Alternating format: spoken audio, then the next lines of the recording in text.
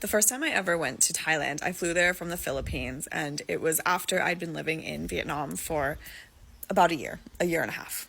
So I was a fairly seasoned Southeast Asia traveler at that point. And like I still do, I pretty much would arrive in a country and go to an ATM and get cash, and that was working fine for me. So I landed in the Bangkok airport and I went to an ATM, and the ATM didn't give me cash. Now, it's not uncommon for ATMs, especially in Southeast Asia, even though this was the airport, it's not uncommon for them to just kind of run out of cash. So for an ATM to not necessarily reject your card, but just spit it back out without any cash isn't uncommon. So I went to another ATM. Same thing. So I went to another, and I went to another, and I went to basically all of the ATMs in the terminal that I could find, and I could not get money. Okay, so I had a hostel booked already in Bangkok, but I needed to get there, right? And that's why I needed cash.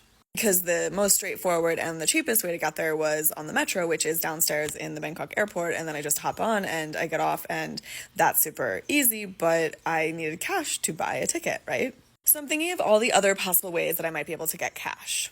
Actually, before I thought of other ways, I thought, okay, maybe my bank has blocked my card, even though that doesn't happen, and I'd been living in Vietnam, like I said, and I'd just been traveling in the Philippines, so it didn't really make sense that now at the Bangkok airport I would be having trouble. But I went to a payphone that they had in the Bangkok airport, and I tried to call the toll-free international number of my bank, and it wouldn't work.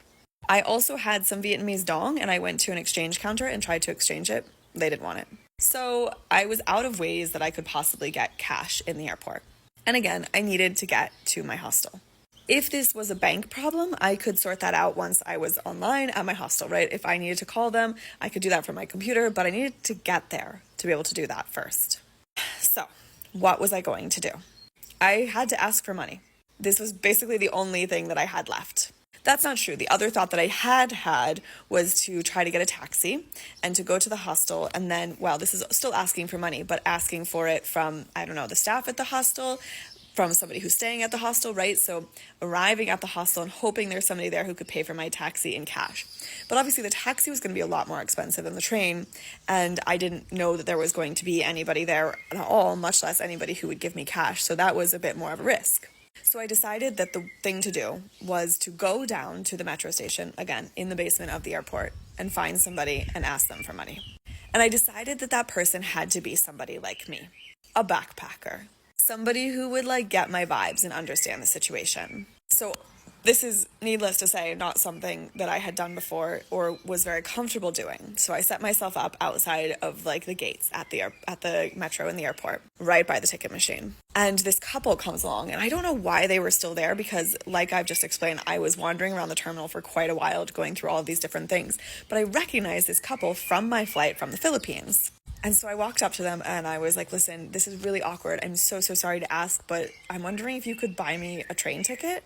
And this couple was basically like, oh my God, absolutely, no problem. And so I kind of quickly explained my situation. I was like, I just need to get into the city and get to my hostel, and then I'll be able to sort out whatever's going on. And they were like, no, we're so happy to do this. We've been having such bad karma this entire trip. We need to get some good karma. So we're so happy to buy you a ticket. Now, mind you, a ticket for the Bangkok metro, at least at the time, was less than €2, right? Less than $2, whatever. So this wasn't a huge sum of money I was asking for, but I was still asking a complete stranger for money. And they were so nice. So they bought tickets for the three of us, and we got onto the metro, and they were going in the same direction, but they were going to get off before me.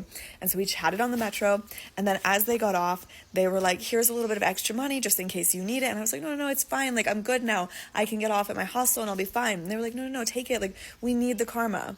And so I took the money because, again, the amount that they gave me was still less than $5. Not that it wasn't hugely valuable to me at the time, but it wasn't it was a huge sum of money. And so I got off at my hostel. I called my bank. They had not blocked my card. In fact, what I learned is that there was only one ATM that would accept my card for whatever reason. Other foreigners were having the same problem. I don't know if it's still true, but I'm pretty sure it was the purple ATMs that I was able to get money from in the end.